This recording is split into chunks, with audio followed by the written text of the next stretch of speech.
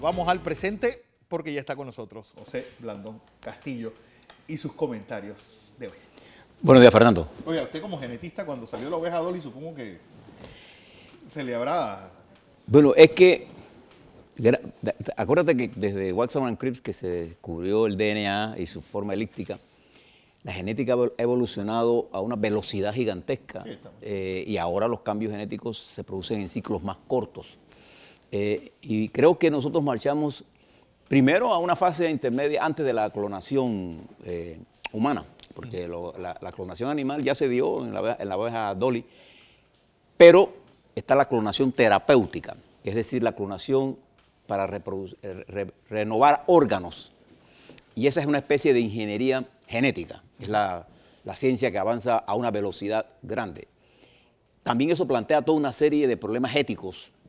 La biogenética debe de generar una bioética. Claro. ¿No? Porque si no caeríamos problemas muy serios. La manipulación de un ser que conlleva una serie de consecuencias éticas. Ética en el sentido real de la palabra, porque aquí hablamos de ética a veces sin entender realmente lo que significa esto. De manera que ahí había un salto gigantesco y se está produciendo cada vez más, pero va más en el camino de la ingeniería genética para reproducir y encontrar soluciones a enfermedades que parecían crónicas. Pero bueno, yo quería dos cosas de tu historia que me llaman la atención. Hoy, sin duda alguna, el Día de la Independencia de Venezuela. Aprovecho para un par de minutos de reflexión. El 5 de julio de 1811, un grupo distinguido de patriotas 42. De Venezuela, que no solamente lucharon por la independencia de ese país, sino por la independencia de toda una región, dieron nacimiento a una república como la República de Venezuela. Entonces, lo primero que hago es rendirle tributo al pueblo de Venezuela y a sus héroes del pasado y del presente, en esta lucha en la que recordar la historia sin mirar el presente sería un sacrilegio. Yo pienso, Fernando, que en Venezuela hoy las fuerzas opositoras al chavismo son mayoritarias, pero no han tenido la capacidad política de tender un puente de entendimiento entre esas fuerzas mayoritarias y el chavismo, que tiene suficiencia de capacidad entre la estructura militar y política que ha creado para buscar una solución política a la crisis que se desarrolla en las calles, en una confrontación cuasi militar. Entonces, mientras esta dirección, hablo de la oposición venezolana, no entienda que el compromiso político es mucho más rápido, más eficiente para salvar la nación y aislar a los sectores radicales de ambos bandos, porque es que en los dos bandos hay radicalismos. Entonces el que queda atrapado en esa guerra son los sectores más vulnerables de la sociedad venezolana. Entonces, esto es una crisis que tiene un sinfín, no parece tener fin, pero ya el chavismo está dando muestras de resquebrajamiento, pero tiene capacidad de lucha por buen tiempo. Entonces, aquí es donde viene el desgaste, ya no de la sociedad solamente, de cualquier persona que esté o no detenida, sino de la sociedad en su conjunto, el daño estructural que se le está haciendo a la infraestructura material y espiritual de ese país muy alto. Quizás entonces mi exhortación va a ser hacia la oposición venezolana a que entienda que es importante el establecimiento de una estrategia que mantenga la militancia así, pero que busque entendimientos con los sectores más avanzados del chavismo, que también se encuentran atrapados y que ya comienzan a dar síntomas de evidente fatiga estructural, pero no se van a caer. Y no cometan el error de creer que una intervención militar es fácil, porque ahí entonces los muertos serán innumerables y la recuperación será tardía. Sí. Es que mi recuerdo a Venezuela, mi honra a los patriotas del pasado y del presente. Además, todo lo que hizo el chavismo no es malo. Vamos a partir por ahí. Nadie es malo absolutamente ni bueno absolutamente. Panamá Bro, una gloria del mundo, con una historia. Sabe que él era hijo de esclavos de Tennessee, sus padres eran de Tennessee. Es una historia que los jóvenes deberán leer, porque es una historia llena de un joven que vivió todo las cosas negativas que le pueden pasar a alguien. Negro. Negro, en una época en que ser negro no es la época de ahora. En que ser negro, el racismo estaba en su apogeo. Y todavía tenemos rasgos de racismo importantes en áreas de la sociedad. Ese es un muchacho digno de estudiar. Y fue un campeón y sobre todo un sobreviviente de tantas batallas. No, y sobre todo en este momento que nosotros estamos buscando un ídolo en esta lucha de los grupos LGTB, pues ahí hay uno, algo. ahí hay uno. Bueno, hablando de Venezuela, fíjese lo que escuché ayer. Al expresidente español Aznar pidiendo delante de Felipe González y de Zapatero unidad de España frente a la eminencia de una confrontación en Cataluña. Porque los dirigentes de Cataluña que van por la independencia dicen que si aprueban el sí en un referéndum, que lo van a hacer, dicen ellos, a independizarse inmediatamente. en 24 o 48 horas de la independencia. O sea, el riesgo del fraccionamiento de las autonomías españolas es un riesgo real.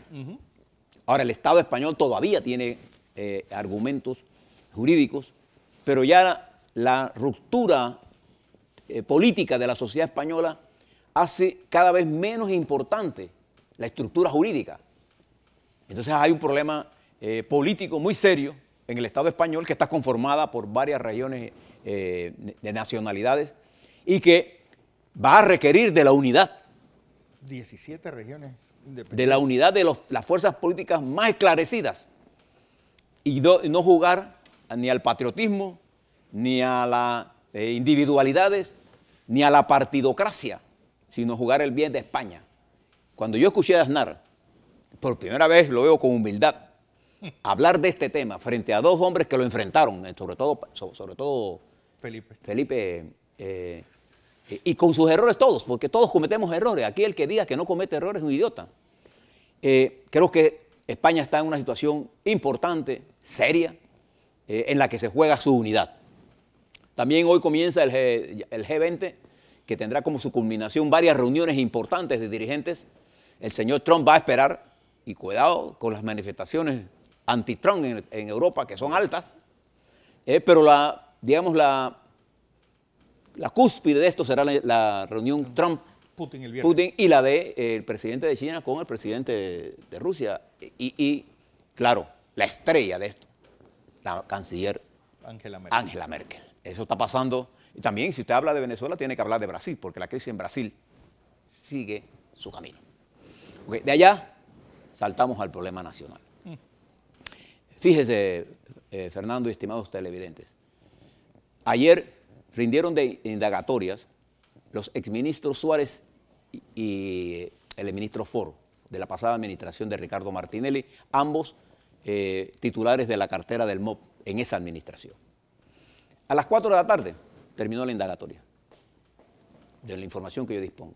Esperaron la noche, 8, 9 de la noche, 8 por ahí, para producir un arresto, una detención preventiva, que es que le llaman. Sí. La base de la detención preventiva del señor fiscal de descargos anticorrupción, cuyo nombre no recuerdo porque no lo tengo anotado aquí, es que existe el peligro de fuga. Entonces aquí viene la primera pregunta. Si ellos fueron voluntariamente, en casi 4 ocasiones, creo que han ido a indagatoria, y presentaron recursos que están en proceso en la Corte, ¿y dónde radica el peligro de la fuga? ¿Dónde? Es un invento. Entonces, yo no estoy planteando aquí que no se hagan las investigaciones, no, que se hagan las investigaciones. Pero es que los fiscales abusan el sistema, porque le están aplicando el sistema penal inquisitorio. Y este sistema, contrario al sistema penal acusatorio, para hacer eso ellos tendrían, si es el penal acusatorio, tendrían que pedir una audiencia para... Aquí no, aquí el fiscal decide de su forro lo que tiene que hacer. Entonces, ¿qué quiere decir esto? Que da igual si usted se escapa, no va. Porque igual, si la decisión es que lo van a dejar, y anoche me llamaban varias gente para preguntarme, y yo le decía, si ya pasó la hora, es que lo van a dejar porque están esperando la noche. Y la mayoría de los medios se enteraron. Después solo un medio tenía la línea correcta, que la sacó en primera plana, full. todos los medios, la prensa. Entonces, primero, el argumento me parece un argumento baladí para la detención. Pero ¿cuál es el peligro de estas detenciones preventivas? Que tienen una intención, la intención de crear un sentido de culpabilidad en la sociedad. En la sociedad, que incluso es aupado por algunos abogados que dicen que la presunción de inocencia es un invento de los abogados penalistas, cuando en realidad el artículo 22 de la Constitución de la República de Panamá, en sus derechos, le concede a la presunción de inocencia categoría constitucional. Y los principios básicos de ambos sistemas judiciales que hay en Panamá, en violación a la Constitución, porque establecen fueros y privilegios, establece que los fiscales, la policía, los operadores de la justicia, tienen que asumir la presunción de inocencia, pero cuando se hace la detención preventiva, incluso con motivos que no tienen justificación, lo que se quiere impulsar en la mente de la opinión pública es un sentido de culpabilidad. Y como yo manejo los principios, yo asumo la presunción de inocencia, sea mi adversario o sea mi amigo. Y por eso la importancia que yo le dije a usted de manejarse con los principios. El segundo hecho que me llama la atención es que si se trata de sobrecostos y no teniendo la Procuraduría la prueba fundamental, la prueba estrella de lo que se llama un peculado o una sobrecostos, que es la auditoría, ¿en qué basan esta investigación? Esa es la segunda cosa que me llama y quiero destacar en el día de hoy. Pero además de eso, fíjese que cuando yo hablaba de las auditorías del Contralor General, que no eran auditorías, que eran estudios, ¿no?, de una evaluación que hizo un perito que no tiene la categoría y que la procuradora correctamente lo devolvió al Contralor, porque esa no era una auditoría, solo tenía la intención de obstaculizar una investigación y nosotros aquí nos opusimos a eso. Igual, y voy a hacer una asunción, no voy a hacer una afirmación, si la Fiscalía está utilizando la información que vino de la Asamblea de un estudio que hizo un diputado, yo invito al Colegio de Ingenieros y Arquitectos de Panamá y a la CAPAC que se pronuncie sobre esto, porque esa evaluación que hizo ese diputado está llena de errores técnicos. No resiste un análisis serio. Pero además de eso, esa no es la autoridad para utilizar un elemento de auditoría para elevar un cargo de esta naturaleza. Y con ello no estoy diciendo a favor o en contra de. Lo que estoy diciendo es estos procedimientos lo que crean es una actitud de desconcierto y de duda razonable. Y cuando yo tengo duda, ya no tengo dudas. Ya tengo una opinión. Entonces, yo quiero llamar la atención al Ministerio Público porque nos vamos a seguir enfrentando a hechos muy grandes. Ojalá la Corte resuelva este problema. ¿Cómo someter no solamente a estos dos funcionarios, sino hay miles de personas detenidas allá porque los fiscales ordenaron detención preventiva y cuando tú vas a la fiscalía y dices, no, es que todos están presos, pero esto es el problema del órgano judicial, pero ¿quién ordenó la detención? La ordenó un fiscal. Y le advierto, la mayoría, yo le voy a dar una experiencia, el fiscal de cuentas, de aquí de la Contraloría, el fiscal, en un caso, establece de que él no puede tomar las decisiones de las cartas de los pacientes que llegaron porque no las personas no adjuntaron el expediente. ¿Cómo es posible que un fiscal de cuentas ignore que el expediente médico solo se puede pedir, lo puede entregar el paciente? Ningún médico puede entregar el expediente de un paciente sin la autorización del expediente. Hay que leerse la ley, señor fiscal de cuentas. Entonces, esta ignorancia de la ley o esta pretendida acción de querer hacer cosas al margen de la ley impulsa a tomar decisiones jurídicas incorrectas. Y por eso hay que estar atento. No a detener las investigaciones, no, a hacer las investigaciones en el marco de la ley y de la Constitución. Y estas cosas están sucediendo todos los días en Panamá. Y le decía, ahí están miles de panameños y panameñas detenidas. Y cuando uno pregunta, el Ministerio Público dice, no, ya nosotros salimos de eso están los jueces. Pero ¿quién ordenó la detención? Y fíjese, tenemos dos sistemas funcionando. Un sistema inquisitorio, violatorio de normas constitucionales y tratados internacionales, y un sistema penal acusatorio con un sistema judicial endeble, porque la mayoría de nuestros jueces están en la categoría de interinos. Entonces estamos atrapados. Y lo que nosotros queremos es fortalecer la justicia. Yo soy partidario de un ministerio público fuerte, de un ministerio público en que creamos, y cada vez que el ministerio público hace algo en el sentido positivo, contará con el apoyo de nosotros. Cada vez que yo veo un fiscal, cualquiera que sea, o veo auditorías chimbas, o premeditadamente mal hechas, o con líneas preestablecidas para aprobar un caso sin incluir lo más importante. Porque en las investigaciones que hizo el diputado no se cumple con principios muy elementales de cualquier investigación, que es tener el contradictorio envuelto en la auditoría, es decir, probar lo contrario de la tesis. Si la auditoría cree que hay una tesis de robo, bueno, tiene que probar el contrario, poner los argumentos del contrario para sopesarlo. Eso es una auditoría forense. Nada de lo que ha hecho la Contraloría tiene esta característica. Entonces, aquí estamos frente a un problema real. Esta detención, para los que están en contra de Martinelli y su gobierno, los aplauden. Aplauso, al fin están presos. Para mí, que incluso tuve serias discrepancias con el gobierno de Martinelli, y se lo hice públicamente, esto es un error. Porque lo que está fomentando es la venganza como instrumento de lucha política y la judicialización de la política. Y mañana, cuando ellos ganen, tendremos la misma guerra. Pero ahora solo en sentido al revés. Con el principio de que la venganza es manjar de dioses. Entonces entrampamos la nación en una guerra sin sentido. Nada más lo dejo de este tamaño. Voy a estudiar más el expediente de este caso. Pero de lo que yo he visto, no ameritaba una detención preventiva. En ningún sentido. Que se sigan las investigaciones. La detención preventiva es un instrumento de presión y de querer probar ante la opinión pública una teoría que no ha sido probada en el expediente. Y eso es ilegal. Es inconstitucional. Bien.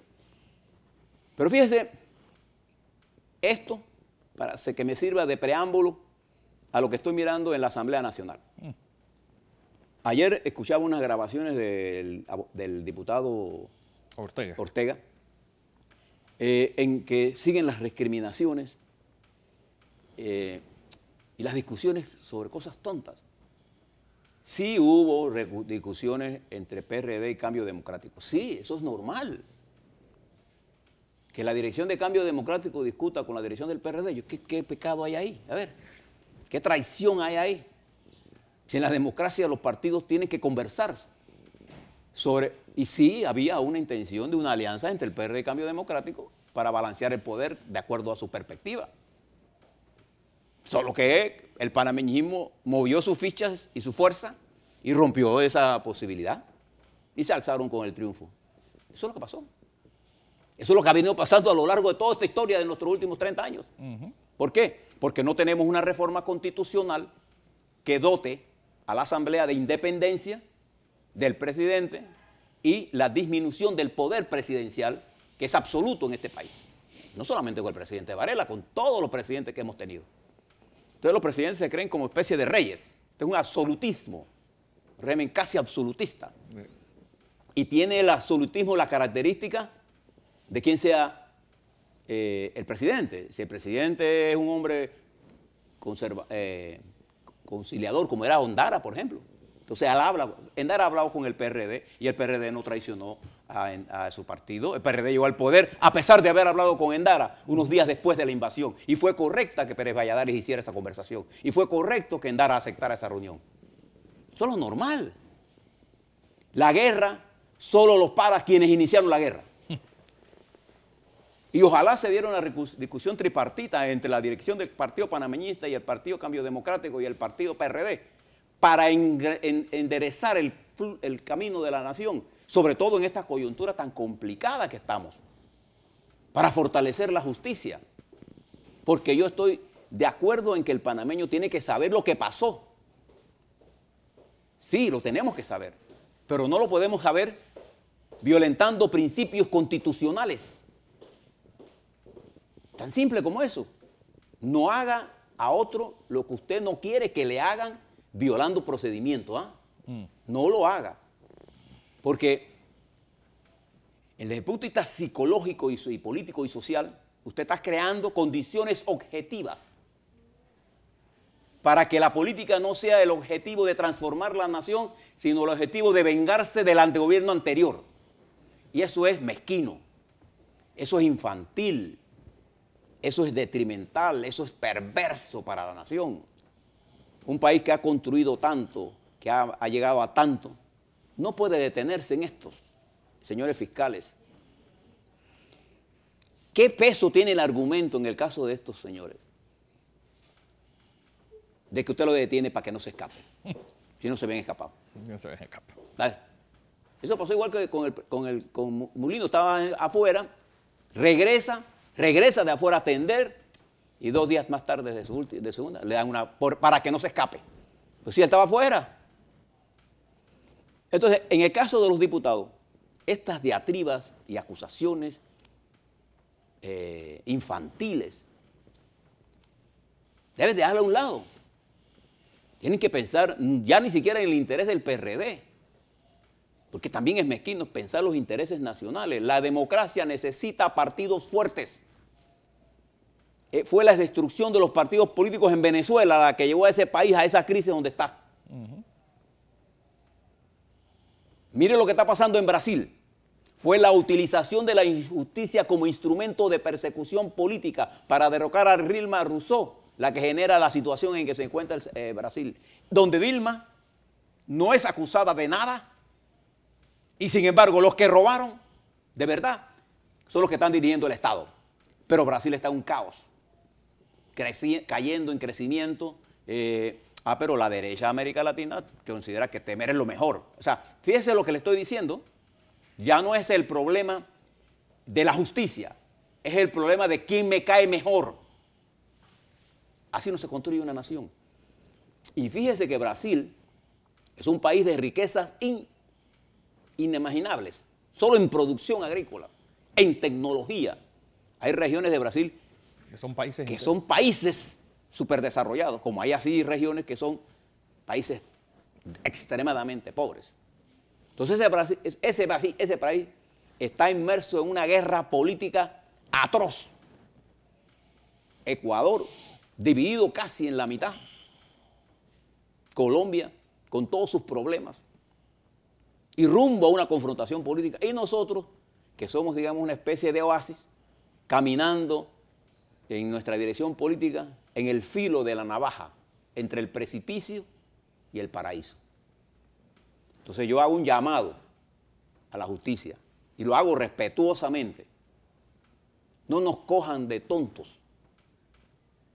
No dejen que, no permitan la manipulación. Ustedes tienen en sus manos el poder enrumbar la nación, pero no lo hagan cometiendo errores infantiles.